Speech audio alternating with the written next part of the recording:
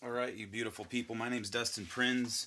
I've had a handful of people asking for a rig rundown or the gear that I use. So I am going to show you the guitar of choice that I use as well as my live pedal board setup, okay? So for starters, the guitar, my main guitar is a Cort NDX50. I'm going to shut that off. I'm going to shut you up. Cort NDX50 baritone. So this guitar lives somewhere between a bass guitar and a standard guitar. It has a longer fretboard length to support the lower tuning, the lower gauge strings, and I think I'm tuned. What am I tuned down to? I'm tuned down to C, so it's pretty beefy. All right, so that's where I start with a Cort NDX50 baritone. The description for all these pedals is also going to be underneath the video in the description if you're on YouTube. If you're not, go to YouTube and you can find that. All right, so guitar. The other guitar that I have is a Cort NDX50 standard and then a Cort ASM5. Cort, they have been very generous to me, and I actually helped them with the specs on this puppy. So thank you, Cort. I appreciate you guys. So all the guitars are routed through just your standard instrument output cable, and they go into this loop master pedal, which is a router. I guess is what I would call it, or a channel switcher. So I can switch between my standard guitar, my baritone guitar, and my alternate tuned guitar. So that signal goes from the channel switcher into a TC Electronics body-rez pedal, which if you don't have this and you're an acoustic guitar player, I personally highly recommend it. It's a great pedal. It helps you adjust a light amount of compression to the guitar signal as well as extra harmonic content. So in a live situation, it can help you to make a lined output guitar sound like it has a mic on it. I guess I can demonstrate here. So here's my standard signal. All right, I'm gonna add a little bit of body res to it. You're not gonna be able to tell much of a difference unless you have headphones on. By the way, you need headphones to kind of hear what I'll be doing here. But so that's with the body res. In my opinion, it adds a little bit of warmth, a little bit of love to the signal. All right, it tames down some of the notes as well with some light compression. So each guitar gets routed through the body res. From there, I have this little spring reverb pedal in a Mosky. I think it's a Mosky. It's going to be in the description once again, but I might not even be pronouncing some of these names right, and that's okay. That's totally fine. So spring reverb pedal adds love. It's all about love, I guess, with me. So that sounds pretty. So we got spring reverb. From there, the signal gets routed. I'm going to turn that off so it doesn't sound like I'm in a cave. The signal gets routed into a Jam Man Solo XT. I don't use this thing for looping, even though I've heard it's a great loop pedal. I had a bunch of loaded samples onto this, so I was like, screw it, just throw it on the board. So I threw it on the board. It's got samples for a handful of my songs. I didn't want to go through the effort of putting them on this monster and adjusting the volumes and stuff, so I just kept it as it is, put it on here. This signal gets routed into the RC300 loop station. This thing, if you're not familiar with the loop station, you can hit the record button on one of 3 channels and it records what you're playing live, and then you hit play and it loops it back. So I've got 3 tracks of looping capability. Each track has multiple overdubs on it, so you can make a whole orchestra of sounds with your guitar if that's how you like to roll. I personally do, the bare minimum, try to be tasteful with it, but multiple tracks of looping. From there, the output goes to front of house, or for me and my shows, it goes into my PA, and then I can adjust a little bit of extra reverb, whatever I need to do. So that's the main guitar signal. So the main guitar signal, like I said, is a line output. Plus, it has a little bit of mic. There's there's a tiny little piezo mic that's underneath this Fishman Pressey's blend pickup. So we've got a little bit of mic'd sound coming out, line output, a signal coming out, going into the router, body-rez, gets a little bit of taste spring reverb, goes through a sampler, then goes into our loop station, and it goes out. So that's the main signal.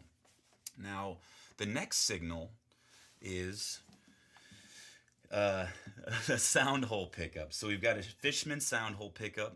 Description is underneath the video. Details on model number I do not know. But that signal comes out, goes into a little Micromix MX400, which is a little preamp. I'm only using the first channel just to boost the signal because this is a passive pickup, doesn't have much of a hot output, so I had to put a preamped signal into it. From there, the signal goes into an octave OC3. I've got everything dialed down, and I've got the poly pretty much it's a mode where you can set which frequency band is actually going to be, picking up on the super octave. So I have it set super low, so it's only picking up the low note. And I'm going to turn that up for you guys so you can actually hear it. Right, hear that? I'll turn it up. I'll exaggerate it. It's probably going to bring some noise floor in, but I just want you to be able to hear it. So it adds that extra low end octave. If you have your headphones on, you can actually hear it. So low end octave, and what that does is it kind of helps to just bring in more warmth. It sounds like a bass player could be playing behind you if you're doing solo acoustic as well. So we've got the super octave in there. There's a direct output on this pedal and the normal affected or wet output. So it's awesome. 2 outputs. So I have the direct output clean going into a Dyna Compressor by Joyo. I think that's how you pronounce it. And so I run parallel compression underneath this main signal as well.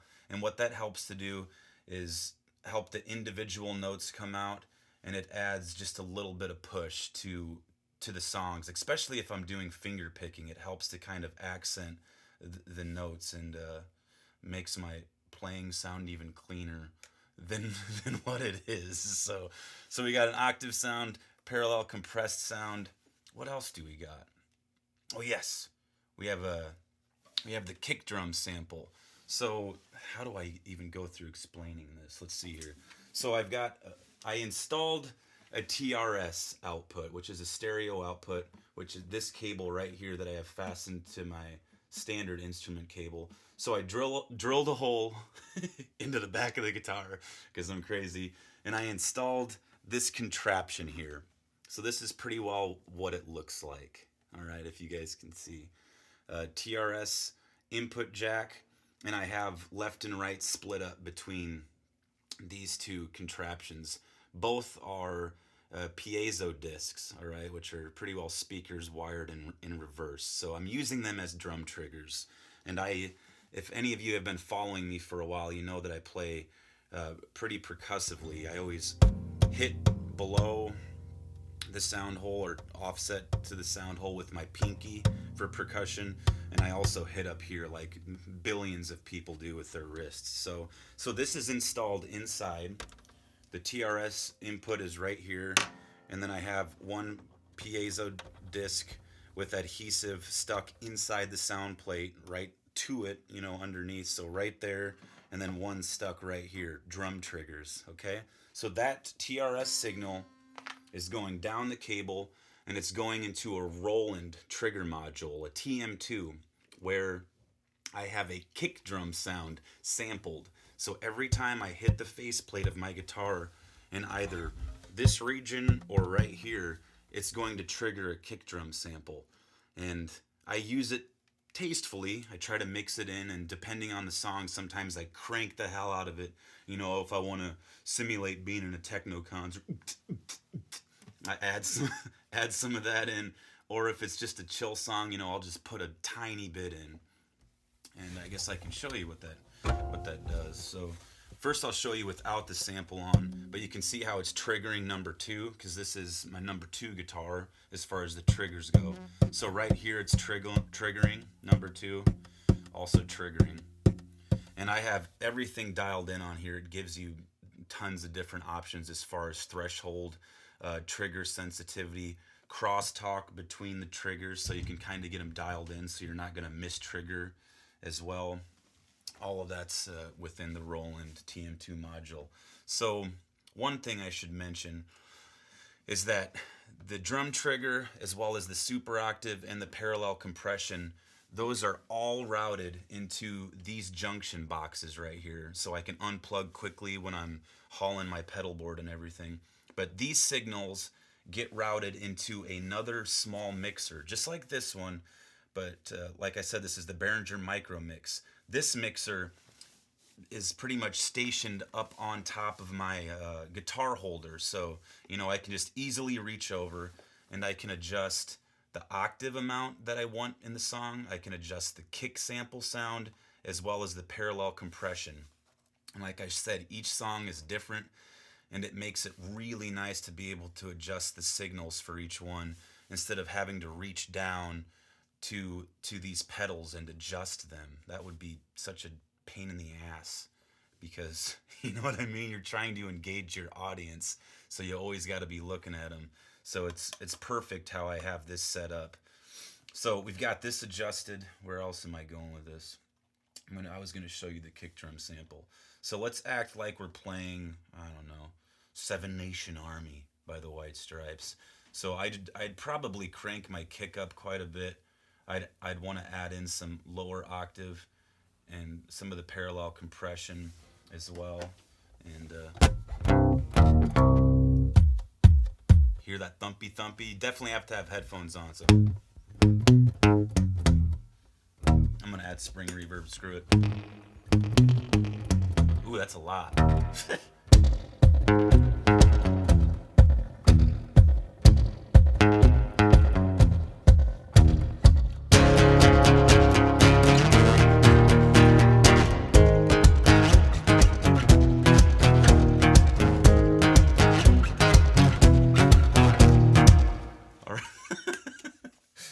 Oh man, it's fun. So there you go. That's pretty well my rig rundown.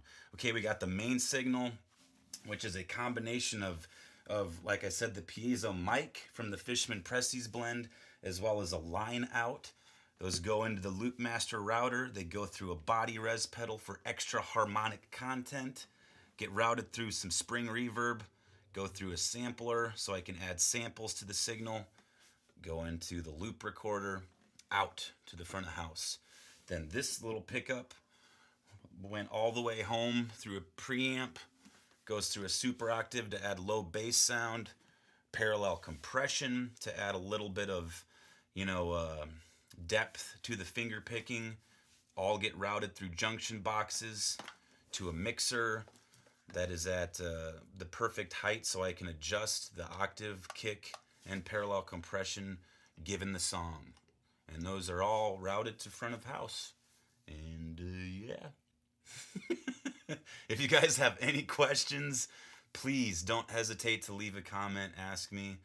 I usually do my best to get back to people, and I love to hear what input you guys have on the things that you use in your pedal board. So until then, check out the links under the video. If you're on Facebook and you're watching this, go to YouTube and you can find the links. The main link is going to be called Kit, K-I-T. That'll bring you to another page, and I've got this entire setup description for each thing, as well as links where you can find them on Amazon. And I also have my studio rig gear on there, the things that I use to record with. So until then, y'all, hope you guys enjoyed this rig rundown. My name's Dustin Prinz, and much love or mucho amor to you. All right, stay inspired. Peace.